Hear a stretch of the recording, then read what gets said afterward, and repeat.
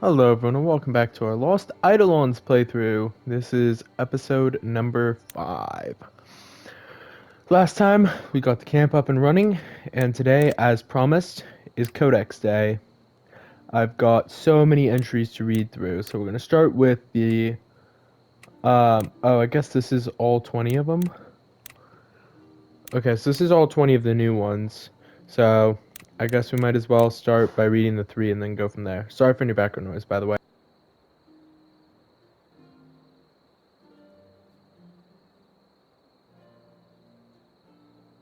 But yeah, today's just micromanaging day, so let's see how many there are. 42 for what I assume are places. Yeah, 42 different places, 65 things, and then people, 43. Okay. I assume it's all alphabetized. Yeah. People are probably alphabetized. I don't know about these. Leon. Francisco, yeah.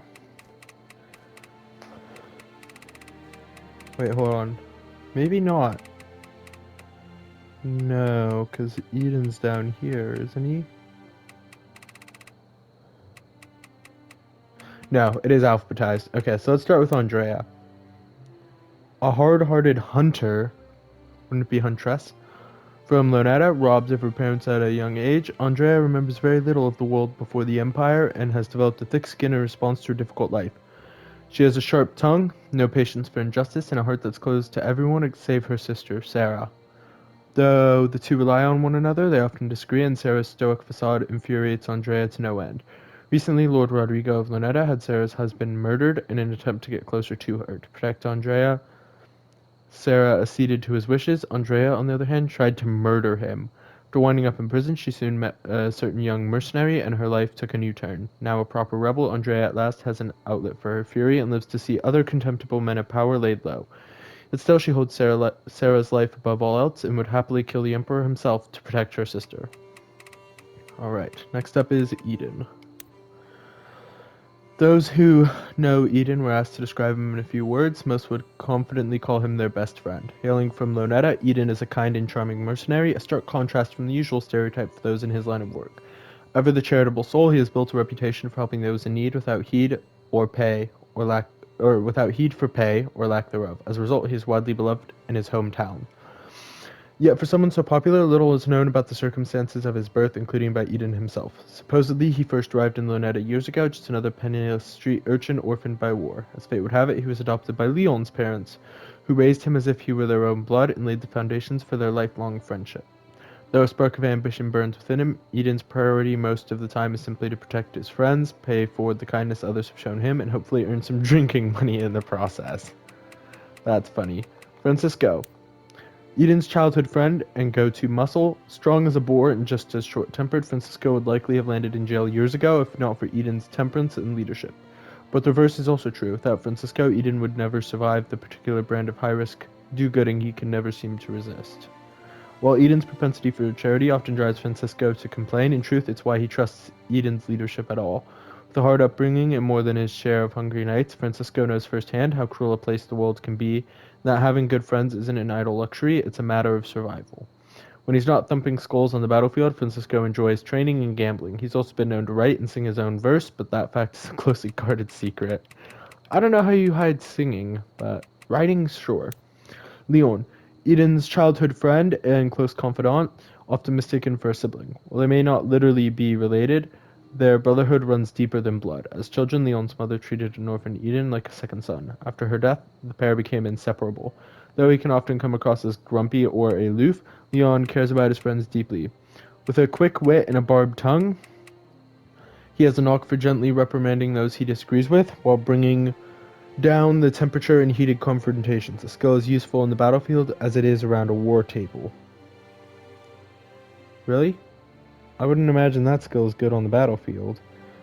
War table, yes. Through sheer necessity, he has also developed a considerable talent with an account book as well as a needle and thread. I can imagine that was sheer necessity. A man sewing is not something you see often. Though the mercenary lifestyle keeps him on the move, Leon always makes time to return to Lonetta and leave flowers at his mother's grave. That's sweet. Linard, Marcel's stoic bodyguard and personal advisor. Ooh, look at him in that finery. In the years following the unification, many families struggled to survive in the war's aftermath. While his own family fell on hard times, Leonard was forced to turn to some unsavory characters. Indebted to a criminal syndicate and unable to pay them back, Leonard soon lost those closest to him. In turn, he took the syndicate leaders' heads.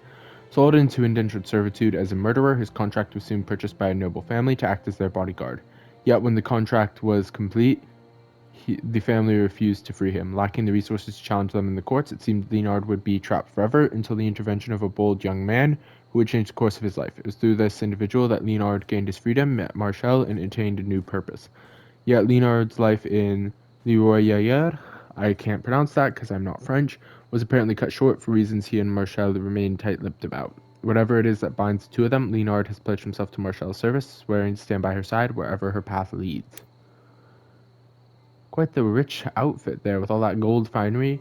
Marshal, in the Ludovican Empire, power corrupts and corruption pays. Nowhere is that axiom more on display than among the ranks of the Inquisitors. Mid-level bureaucrats, man, that's really weird, having Inquisitors be mid-level bureaucrats.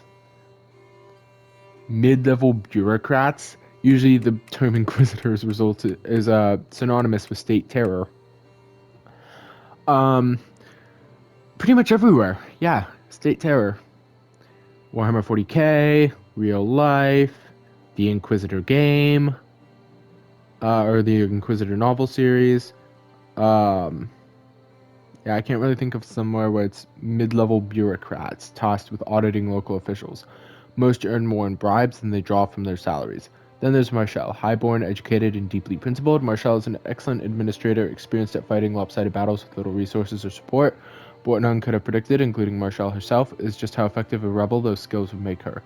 Though it's not yet fully clear why Marshal so quickly changed sides, what is certain is that her expertise makes her an indispensable ally. As one of Eden's advisors, Marshal is ready, willing, and able to bring justice to a land sorely in need of it. Alright, let's do Sarah next.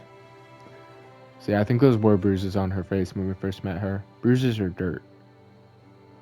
A young woman from Lonetta who recently became one of Eden's most interesting clients. Orphaned by war at a young age, Sarah was forced to grow up quickly in order to take care for her younger sister Andrea, the only family she had left. To make ends meet, Sarah took on any work she could find. One day while working as a farmhand, she happened upon a wounded traveler. As she nursed him back to health, she gradually fell in love with his gentle heart and tales of travel across Artemesia. The two were soon wed, and it seemed as if Sarah's shattered family had become whole once more. But fate had other plans. Lord Rodrigo of Lonetta, spurned by Sarah and outraged at her betrothal, arranged to have her husband killed. Fearing that her sister could be next, Sarah reluctantly conceded to Rodrigo's advances while seeking a way to move against him, such as recruiting the help of a kind-hearted local mercenary. Now indebted to Eden, she swore to aid him as a rebel, albeit not directly on the battlefield, more as a medic than anything, which is very useful for rebels. Robin. Young mercenary, somehow even more cocky than Eden, Robin enjoys the adventurous life and considers the crew his family. In particular, he looks up to Robert, who he regards like an older brother. Known for bursting about his exploits to attract romantic attentions, Robin has a bit of a reputation around Lonetta for being a Lothario, and can often be found sneaking into or out of various second-story windows. Despite his boisterous personality, Robin is a dependable ally on the battlefield, defaulting to Ian's leadership and Robert's guidance. Robert. At first glance, few would guess Robert to be a mercenary. A woodsman by trade, he hails from a small community on the outskirts of Alice, where he and Robin both reside in a carpenter's workshop as apprentices. In a carpenter's workshop as apprentices. Resting on the edge of a dangerous forest, the shop was a target of frequent monster attacks from a nearby colony of formicants. Despite their best efforts to repel the creatures, the damage was often deducted from Robert and Robin's pay, a source of endless frustration. During one such encounter, a bold young mercenary captain and his friends, nearby on business at the time, stepped in to intervene. Impressed by Robert and Robin's monster fighting skill, he invited them to join his company, and the duo soon resettled in Lonetta. As the oldest member of the crew, Robert looks after the rest, particularly Robin. He also tends to do most of the cooking, though he isn't particularly good at it. His signature dish is a soothing El Capone and rice soup. Alright, places. Let's start with Lonetta. I assume this is order of significance of place, so the continent of Artemesia, then Benerio province. Lonetta. A small fishing village of no great significance, Lonetta is home to humble merchants, petty lords, and charming mercenaries. Town's sole claim to fame is serving as the setting for Artesimo Grimaldi's I Want to Be Your Phoenix, a pre-unification romance about the star-crossed sons of two feuding families, which was once the most popular opera in Benerio. It has since been banned for inflaming rebellious sentiment. Okay. Benerio province. A sun-drenched kingdom of bustling ports and sprawling castle towns, this province was formerly known as the Kingdom of Benerio. Ruled by House Orsio and protected by House Fenice, Benerio was the trade capital of Artemesia with a prosperous economy, a rich artistic culture, and a high standard of living for its common people. Since the imperial unification, fortunes in Benerio have withered. With the Orcios destroyed and House Fenice weakened, what's left is a deeply troubled land toward which the empire takes a position of callous neglect. Trade is weak, taxes are high, and the roads are plagued by monsters. But by far the most prevalent issue is corruption. While other provinces are allowed to maintain at least a semblance of independence through the humiliating fealty of their former royal families, Benerio's royal family is dead. For this reason, day-to-day affairs are largely governed by puppet nobility selected from the major cities. As in all provinces, Benerio's leaders are closely monitored by the ranks of the imperial inquisitors, who are bureaucrats and charged with auditing. No, I'm never going to wrap my head around that. Despite this harsh treatment, Benerio has been relatively free of the sort of organized uprisings occasionally known to occur in other provinces, likely because it has had few unifying figures capable of rallying the common people. However, with the re-emergent House Fenice now calling for open rebellion, this quiet seaside kingdom has become a dangerous powder keg awaiting a spark. And finally, the continent of Artemesia, which looks kind of small. I'm guessing all the settlements are like Benerio. Yeah, it's a pretty small continent. A land of myth and war, the continent of Artemesia is home to noble houses, mercenary companies, and centuries of feudal conflict. Once a land of independent neighboring kingdoms, today Artemesia is a single empire ruled by Emperor Ludovicus of House Zerpiol, who conquered the kingdom roughly 20 years ago. Since this great unification, kingdoms have become provinces, royal families have become sworn serfs, and commoners struggle under the yoke of an iron-fisted regime rife with corruption. Among the common people, little knowledge remains of Artemesia's ancient history, due in large part to imperial censorship. For many centuries, the study of science, magic, and exploration flourished within the monasteries of the Aristan Church, but the practice of that religion has been abolished and its sites and records destroyed, most notably the infamous burning of the Great Cornelian Spire. What is known is this: the great houses of Artemisia are descended from the bloodlines of ancient clans who worship gods the world has since forgotten. They gained power largely through military conquest and the acquisition of soulstone, a magical ore in some way connected to the proliferation of mutated wildlife throughout the land. The stories behind these facts have been lost to the mists of time and war. But conflict can also be revealing. With rebellion now brewing on Artemesia once more, there's no telling what buried secrets and lost idols may soon be unearthed. Interesting. Alright. Now it's, I guess, concepts. Hellhounds. Stalking the shadows of every lonely road, hellhounds are found all throughout Artemesia and are a chronic source of danger for unprepared travelers. Pack hunters mutated from wild canines. It's speculated that the reason hellhounds outnumber other monsters is yet another consequence of the war. The result of mass civilian casualties leaving masterless pets and hunting dogs to fend for themselves. Despite their horrific appearance, there remain ever-persistent rumors that hellhounds can be tamed if raised from birth. Whether there's any truth to these stories is unclear, though many a compassionate soul has died trying. Mercenary companies. The growing abundance of monster activity in both rural and urban areas, travel between cities and provinces has become increasingly dangerous. To address this need, various mercenary groups have arisen across Artemesia, thriving in areas the Empire has neglected. While the official position towards such organizations is one of vague disapproval, there are no laws against it, most likely because provincial towns rely on their services in order to meet imperial tax quotas. Though the majority of mercenary work consists of escorting wealthy merchants, many ply their trade to the poor as well, providing any number of services from monster culling to town watch duties and even the odd bit of menial labor. Monsters. Throughout the land of Artemesia, Though the land of Artemesia is often shaped by the affairs of humanity, often shaped by the affairs of humanity than it is by the forces of the fantastical, there are still a few myths and legends lurking in the margins of the map. In particular, the fearsome monsters that prowl the wildernesses between cities and towns. Distinct from normal wildlife, monsters are creatures that have been mutated by the magical effects of soulstone ore, granting them anatomical deformities and unnatural abilities.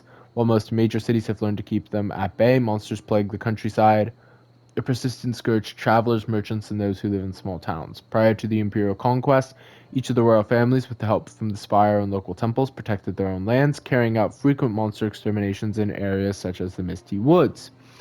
Under the neglectful rule of a corrupt bureaucracy, such efforts have languished and monsters have flourished like weeds.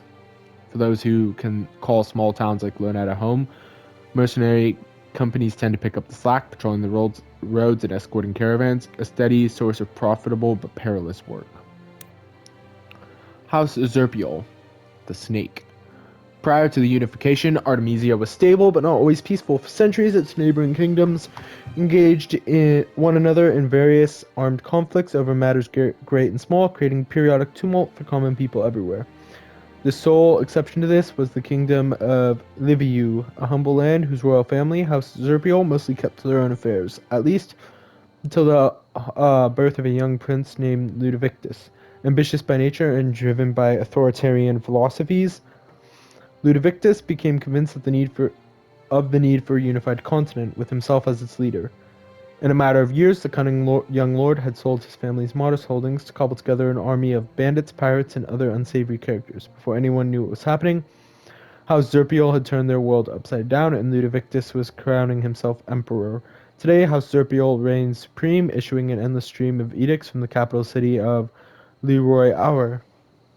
While critics of their rule are quick to cite the empire's many failings, from crushing taxes to rampant corruption, supporters point out the benefits unification has brought, including standardized laws and increased trade between provinces.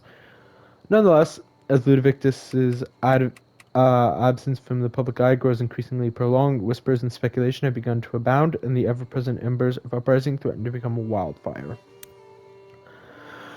Whew, a lot of reading. The Imperial Unification. The conquest of Artemesia's 7 former kingdoms by Ludovictus of House Zerpiol, which established the Ludovictan Empire roughly 20 years ago.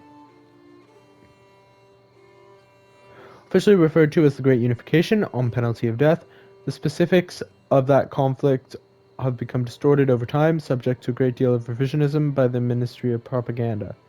Really? 20 years? That's a bit wacky. Especially because I'm sure there are people alive who will remember it. Though the unification initially brought positive developments for some, time and neglect have largely erased such. Honestly, I feel like it would have been better if they allowed for like the emperor to live longer or something using magic, because 20 years they're making it sound like it's been 4 or 5 centuries, and that's kind of annoying. A little bit of a discrepancy there. The majority of common people have experienced a marked decline in quality of life, particularly in the last few years, with rampant corruption, widening class divisions, and runaway monster populations. Corruption. An endemic issue among the imperial bureaucracy, corruption touches every level of society in the Ludovictan Empire, from the administration of local taxes to the governance of entire provinces. Characterized by an atmosphere of malign negligence, it is the most prevalent form of oppression in Artemesia. While it can sometimes be dramatic or violent, the day-to-day reality of corruption is most often felt as a kind of crushing grind. Basic freedoms are denied, simple needs go unmet, the smallest of luxuries are reserved for the wealthy, and bribery is a constant unofficial tax on the mundane interactions with civil officials. Town Watch. Though governed by imperial laws and subject to imperial taxes, most towns receive no protection from imperial troops. Instead, they generally have their own patrol forces under the service of their respective local lords. However, it is no secret that these town watches are both inept and corrupt, and is painfully clear to the common folk just whose interests they serve. Finally, commoners and nobility. In Ludovictus's united Artemesia, the rich got richer while the poor struggled to maintain what little they have. Though class stratification has always existed, the introduction of the imperial gold standard has allowed it to explode. Affluent noblemen and aristocrats have expanded their wealth, while common folk have been subjected to heavier taxes and stricter punishments. It is devastatingly typical for nobility to cheat their way out of justice, whether through bribery, embezzlement, or more sinister means. Those beneath them have little choice but to endure constant abuse and exploitation. Well, quite a disturbing picture that's been painted. Wait, does it switch? Yeah, it starts with Eden. Okay. Well, let's see what we can do.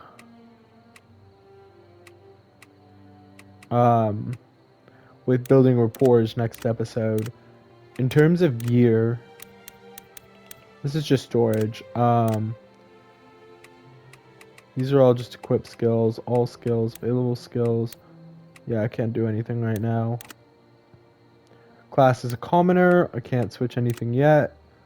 I do want to switch out my sword.